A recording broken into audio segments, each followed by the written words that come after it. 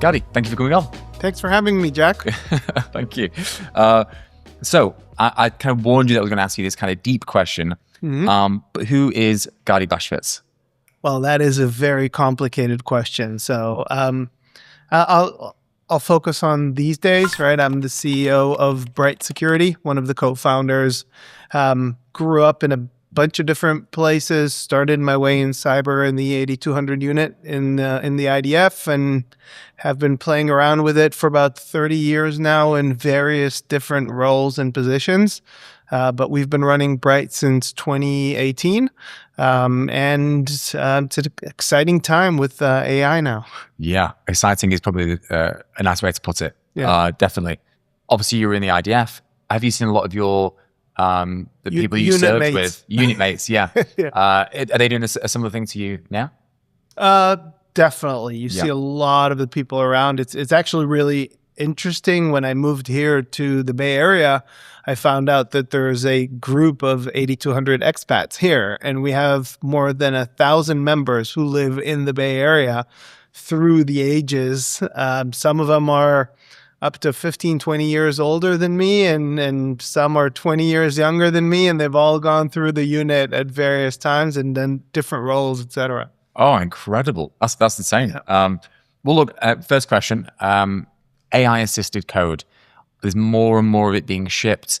What is that doing to the security risk profile of businesses?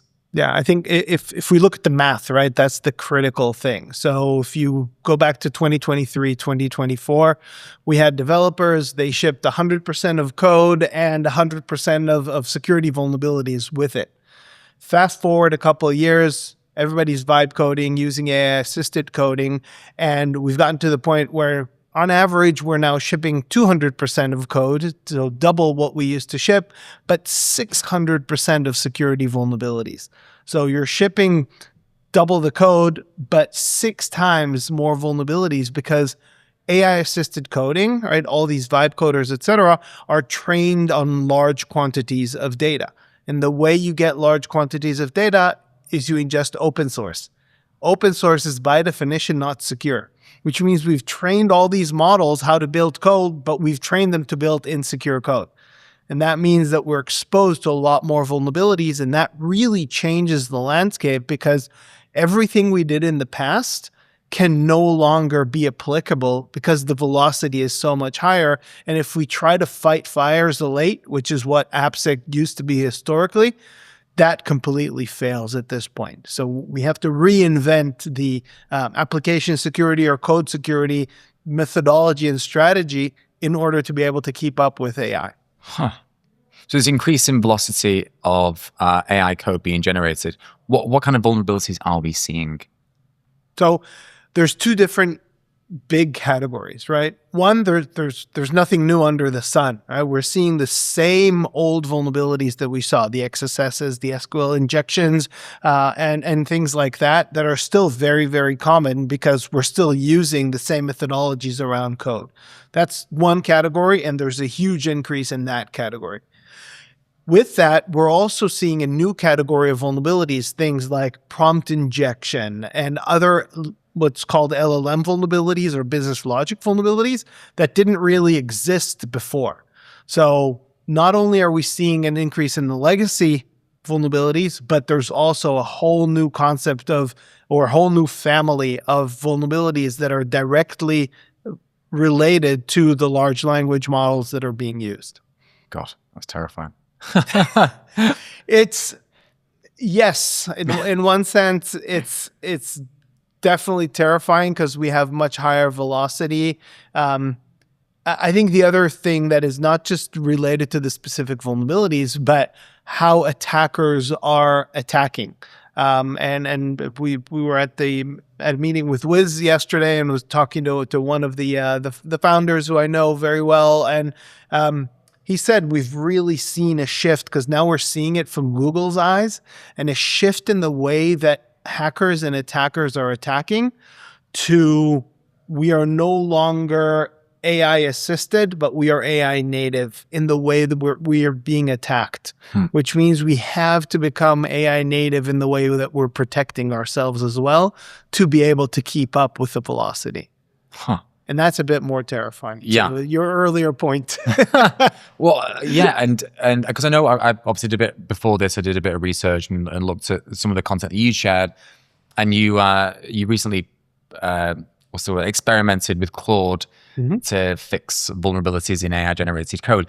What did that tell you about how successful or how good AI is at testing its own code? Yeah. So I think there were three key impacts to that big Opus 4.6 announcement that hit the market significantly, right? We saw a bunch of the stocks dive or dip by 20%, which is crazy from one press release, right? Especially considering OpenAI had come out with a similar announcement months ago around Aardvark, which they've now renamed Codex Security, and they re-announced it, et cetera. And that didn't have as much impact. So we learned three key things from that. One is that when the big AI companies flex their muscles these days, the market is impacted. And I think that was the number one thing that they wanted to prove of, hey, we're here and we've got a lot of muscle in the market, and put everybody on notice.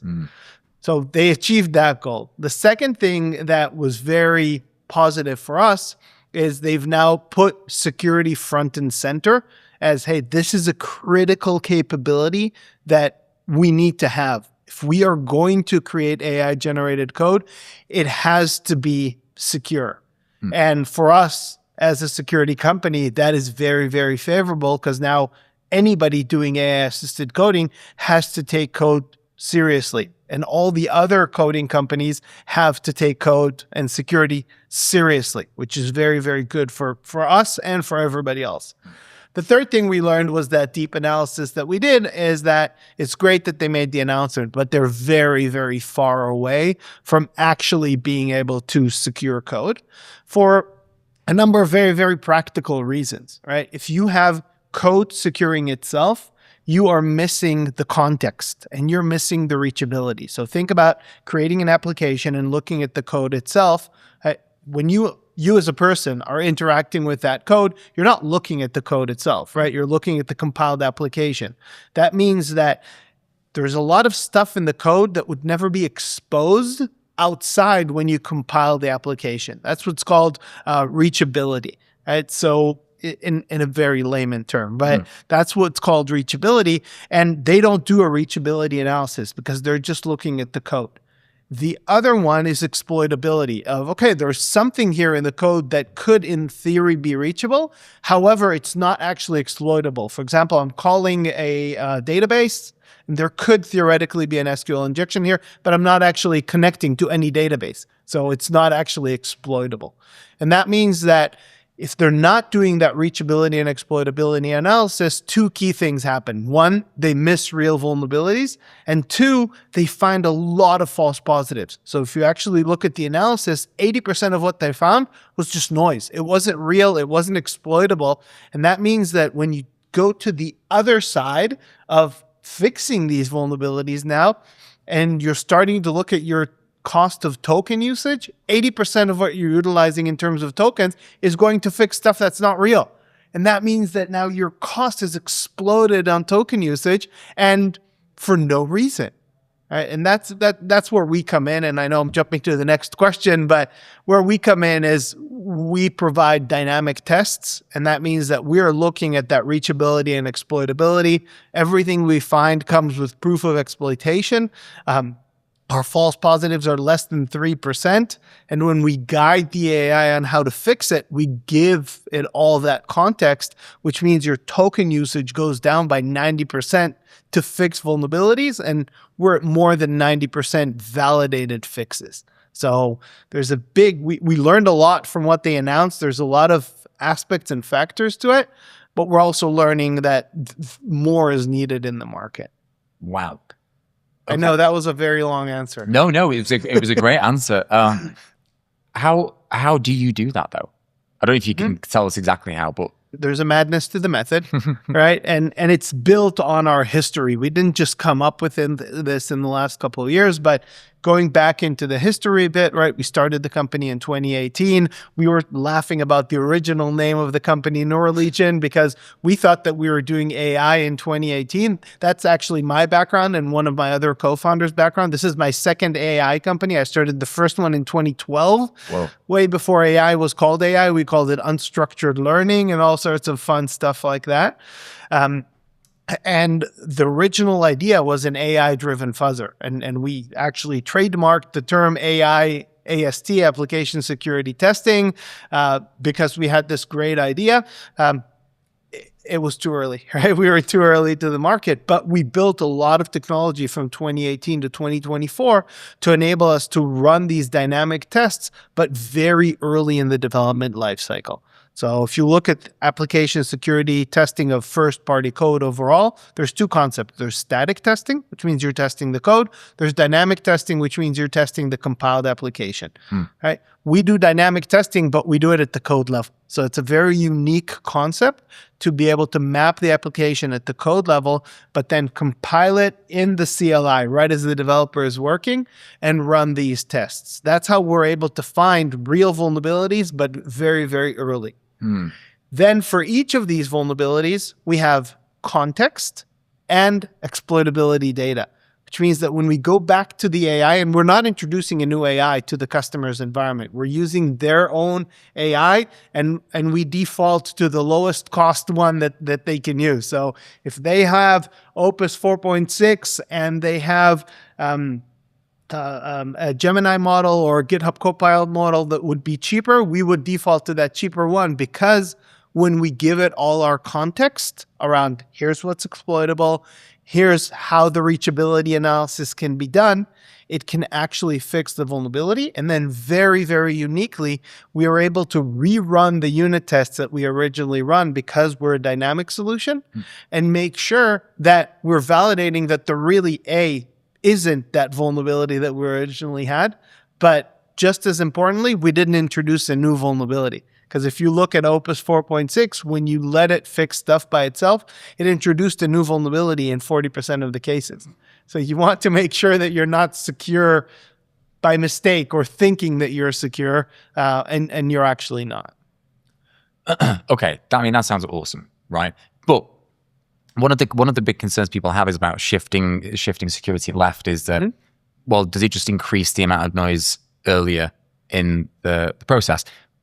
But you mentioned there you have minimal false positives. Correct. How does that work?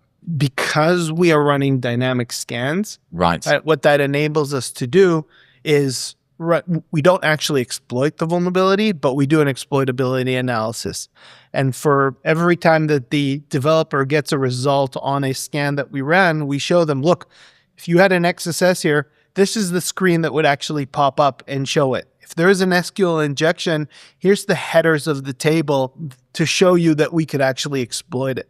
So we provide a proof of exploitability. And as far as we're concerned, if we have a false positive, that's a bug for us. Now, I will differentiate, and I'm getting pretty technical here, but I will differentiate between what's called technical vulnerabilities and then business logic vulnerabilities. Business logic and vulnerabilities could have false positives in them because it depends on how you interact with the system. So there we might have false positives, but with all the technical vulnerabilities, we really try to eliminate them. And if they come up, we urge our customers and our partners to report them, and we treat them as a bug and we fix them. Wow. So, and just to be clear then, so are you talking about automated remediation there? Correct. You are. Okay. Now, automated remediation, yes. The last step, though, is we give the developer a pull request. So the cycle is around, we guide the AI on how to fix the vulnerability. We get the AIs fixed. We rerun the test, make sure that it actually worked, right? And that if it didn't work, we run it again. We'll do this up to 6 iterations because we've seen that after 6, we have diminishing returns. And we get to about 90% auto remediation at this point. Wow. And we give the developer the pull request and have them deploy it. So it is automated. We haven't gotten to the point where our customers are like, no, just deploy it. It's fine.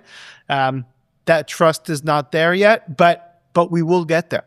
Right? We're still at the point in the evolution of coding, forget the testing side, but evolution of coding where it's vibe coding. It's AI assisted coding, which means the developer is still the pilot in the plane, right?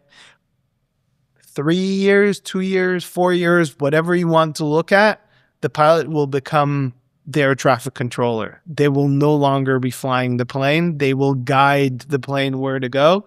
And that means the only way we will get there is if we're able to write secure code. Huh. But it will happen somehow. That's a great analogy there, from pilot to air traffic controller. Yeah, love that. Next time we do this, we'll create a cocktail. I was a bartender for a long time. Were you? Yeah. So let's create a cocktail together next time. We'll do the interview and make a cocktail. I would love that. What was the go-to cocktail? These days I just drink whiskey neat or stuff like that, but I can come up with something creative. What I usually do is during COVID, we had already moved. I lived north of the city. Right. And there was a rule that you had shelter in place, but if you were able to walk to a park, you could be at the park. And I have 2 dogs. Yeah. So we used to walk to the park, and we started this community that we still get together every Friday. And every Friday I look at what is the day of the year, like National Pancake Day or National whatever, and I make the drink accordingly. So we're at drink number 255 in a row of a new drink. I've never beaten one. So that's incredible. Whoa, man. So if attackers have access to the same AI tools as defenders do, how does that change the landscape for defenders? What should they be doing? I think the first key change that we're seeing is that historically hacking attacks were distinct attacks. You knew when they started, you knew when they ended. Now, as we're using AI, these attacks are continuous. Which means you have to move from a world where, that an ounce of prevention is worth a pound of cure. We have to do a lot more prevention. We have to be ready for those attacks to happen, because otherwise they will find a crack. And unless we're able to, and that's the importance of secure code, right? Because if we prevent the vulnerabilities from happening in the first place, then we don't give the hackers an opportunity to actually exploit something. If we're only defending and only using web application firewalls or things like that, we will ultimately give them an opportunity to find a hole, because they are continuously attacking now. And these AI attacks are not just more sophisticated, but they're also continuous.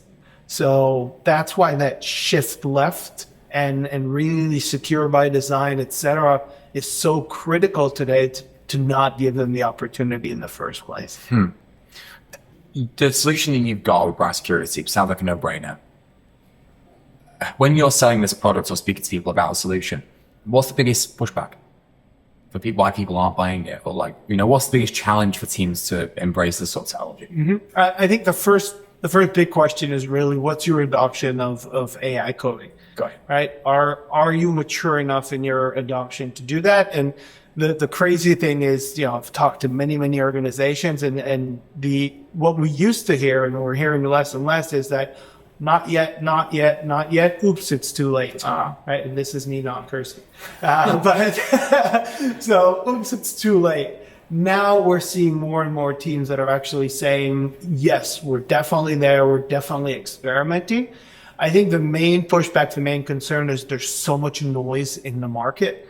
And with Opus's announcement and OpenAI announcement, and people don't really know what direction to go. So they're concerned to commit. And they're concerned that, yes, I will lock myself into a solution that might not be the right solution right now. You really need to find the people that understand what you're doing and understand how it's going to help them. And then you need social proof, right?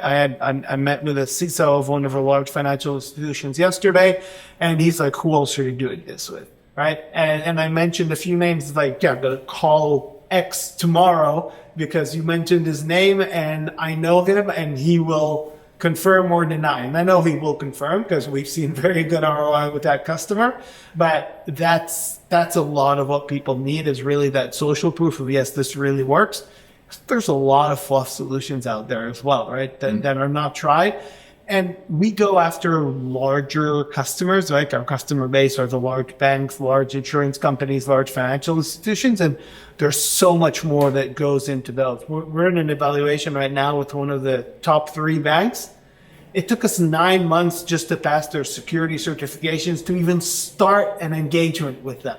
Right. So, and now that's progressing. It's good. But if you can't go through that initial rigor, you're just never going to get the opportunity.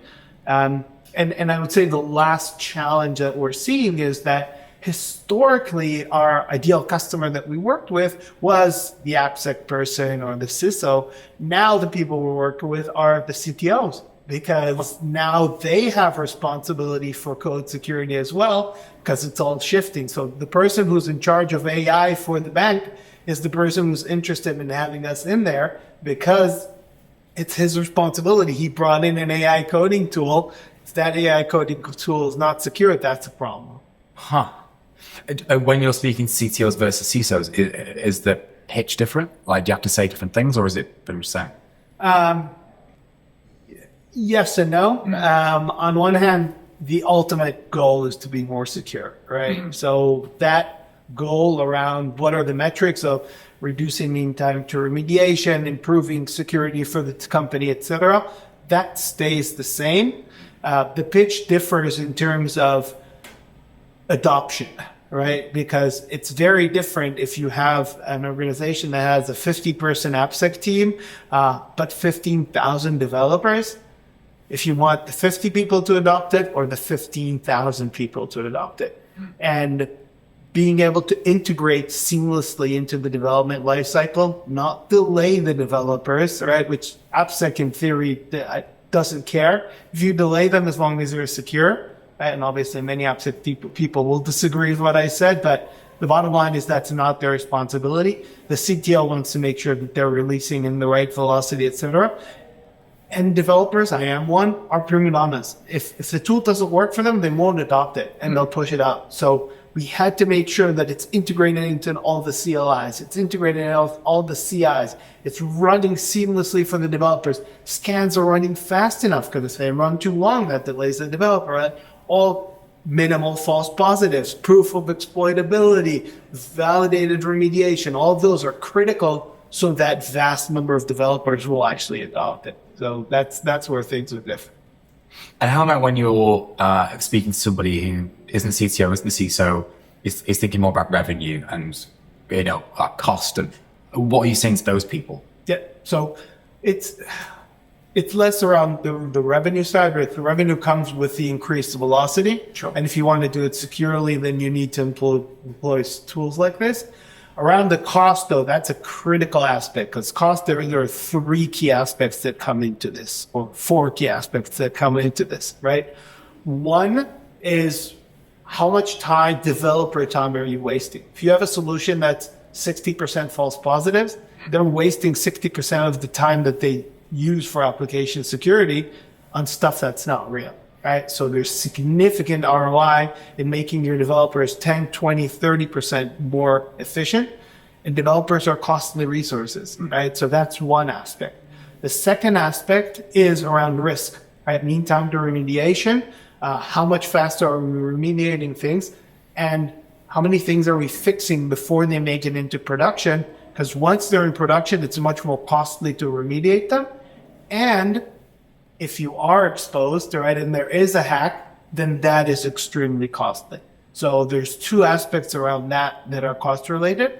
And the fourth one is those token costs that I mentioned earlier, right? Where if the tokens are being used for no reason and literally in the hundreds of thousands or millions of dollars because they're fixing stuff that's not real, that's a complete waste. So there's definitely very significant and clear ROI, and we measure that with our customers. So with our customers, we have clear goals that we set around what is the ROI that you're expecting from the implementation and from the solution, and we work closely with them to achieve that. Do you think, final question, I promise I'll let you go. Do you think AI is currently actually making engineers faster at producing secure code, or do you think it just feels like it's being made faster? So they're definitely faster. I don't know if they're producing secure code. However, if you look at the numbers, right, you said in the beginning where we started, it brought us back to the beginning. Good job, Jack. We said that they're producing twice the amount of code. They're actually about 15 to 20% more efficient because they have to go back and they have to fix stuff, et cetera, et cetera. So yes, they're slightly more efficient, but the cost for them is not necessarily proven right now because of the cost of these AI tools, that they're making things much better. That will come. Right? I honestly believe that will come, but the actual advances gained, if you look at the end game, are not as huge as we expected because of security risks and bugs and things like that. And we need to go through a few more years of iteration until we get there. Wonderful. Thank you, Gadi. Thank you very much. Appreciate it. And that's it for this week's episode. Thanks so much for listening, and I really hope you enjoyed it. Anything we talked about will be linked in the show notes, and if you haven't already, don't forget to subscribe wherever you listen to your podcasts, and we'll catch you on the next one.